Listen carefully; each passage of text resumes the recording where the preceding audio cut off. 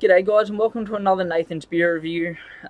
Looking at a very famous Australian pale ale today. That is, of course, the Little Creatures Pale Ale, brewed by the Little Creatures Brewing Company in Western Australia, under licence from Lion. What can I tell you about Little Creatures? It's one of Australia's most famous pale ales. It's the beer that really kicked off the pale ale, brewing revolution here in Australia, for want of a better term. Little Creatures were one of the original little craft breweries in Australia, and they became very, very popular. And with popularity comes notoriety, and with notoriety comes big multinational companies wanting your product. And that's when Lion, who were owned by Kieran now, came and knocking, probably at least a decade ago, I'd say, and bought Little Creatures. But they've retained the title, of one of Australia's most popular pale ales. They've got little brew pubs dotted all over Australia. There was one here in Sydney. I'm not entirely sure if it's still here in Sydney, down in Darling Harbour. I'm pretty sure they got one down in Melbourne, Victoria. Yeah, so very, very famous Australian pale ale here, brewed by Lion. It's 5.2% alcohol by volume, and comes in these 330 milliliter brown stubbies. It also comes in 500 milliliter pints, little fat pints, which you can get in and around. What else can I tell you? Being brewed by Lion are going through this thing now where all their beers are preservative free, which is a good thing, but they're doing this whole sugar free thing, and all their labels say 99% sugar free. So, do we really need a 99.9% sugar free pale ale? I'll leave that up to you to decide, guys. Beer brewed and bottled at various locations around Australia by or under license from Little Creatures Brewing, part of the Lion Group in Fremantle, Western Australia. Fremantle are a little country town just south of Perth. According to the Little Creatures website, the pale ale is in the classic American pale ale style, as mentioned, coming in at 5.2% alcohol by volume. It uses 4 styles of malt, being pale malt, Munich malt, Cara malt, and wheat malts. And the hops are Cascade hops and EKG kettle bittering hops from the United Kingdom, with the Cascade bittering hops Australian grown.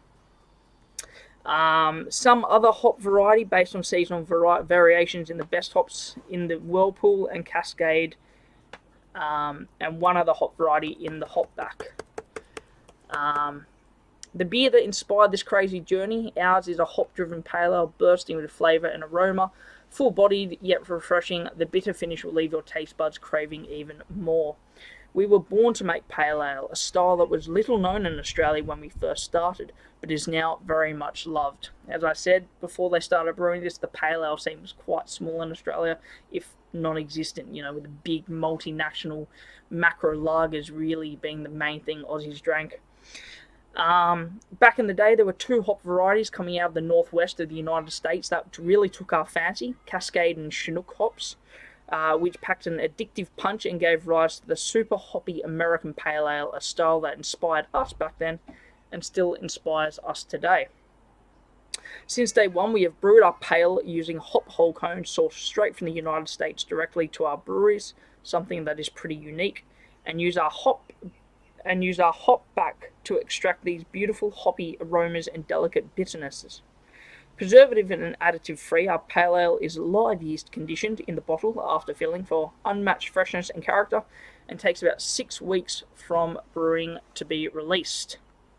So that's off the Little Creatures brewery website, which I'll put down in the description, so you guys can peruse that at your own leisure. Now, for an Australian mass-produced pale ale, a sort of macro craft beer, it's probably one of the highest rated beers around the world. Beer Advocate gives it a 4.02 out of 5, which is an exceptional rating from 335 ratings. And Rate Beer gives it a 91 overall and a 95 in the style. So just judging from that, it's probably going to be a pretty decent beer. This is the beer that really got me into American style pale ales, which is my preferred style of pale ale. I much prefer an American style pale ale over that of an IPA. But I'm going to get cracking into it.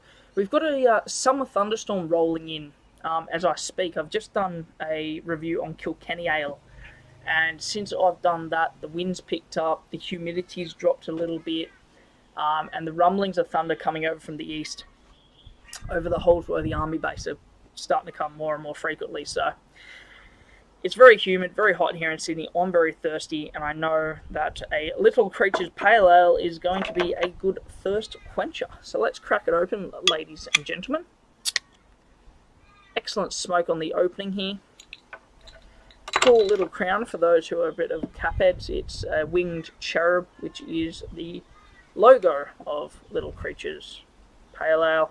The winged cherub holding a tankard of what I assume is Little Creatures. And I'm going to pour it into my Cooper's Tulip glass because it's my favourite Australian beer glass.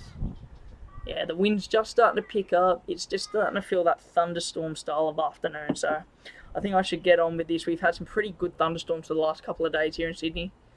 Some real violent ones too. So if the last few days are anything to go by, it's going to be a pretty wet and stormy afternoon. So probably a good time to have a couple of beers. Now, I have had this beer before. I get the feeling I should have rolled it beforehand, but never mind. So yeah, it is a very popular pale ale here in Australia. Like I said, it's what got me into pale ales and sort of craft beer in general.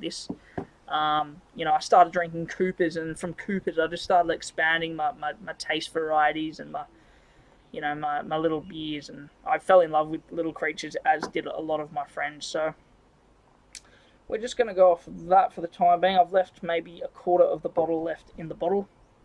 It pours a gorgeous golden orange appearance, slightly hazy. You can't see through the glass very much.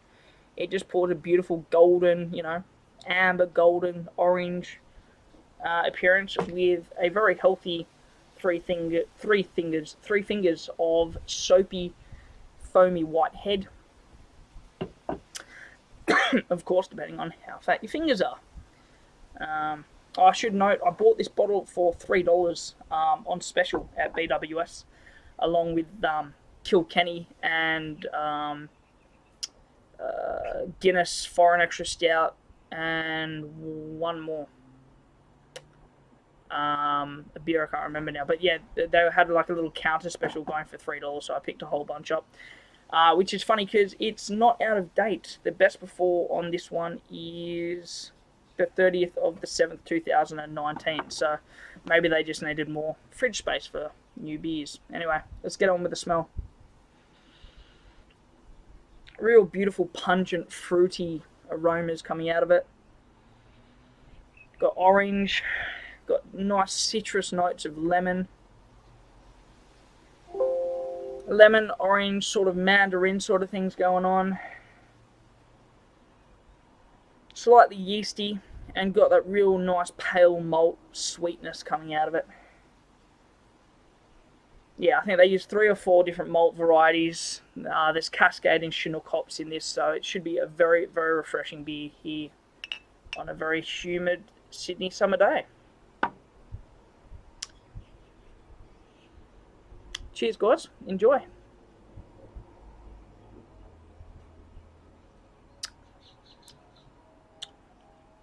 Really, really smooth. Really, really well balanced.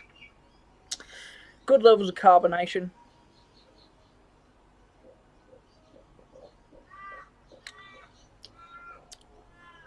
Nice, really balanced hoppy flavors. It's not so full on that you can't, take in the mouthful and swallow it properly.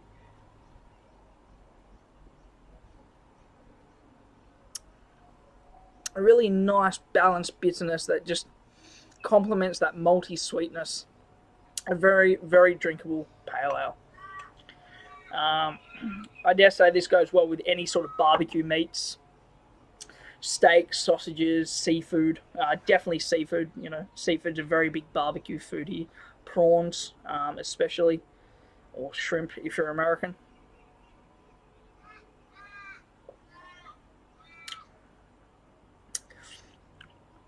The maltiness of the beer sort of overpowers the hoppiness, but only ever so slightly.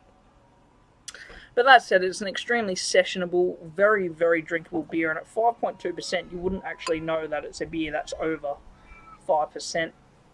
So it's definitely a full-strength pale ale, but not excessively, you know, strong like you do get some pale ales.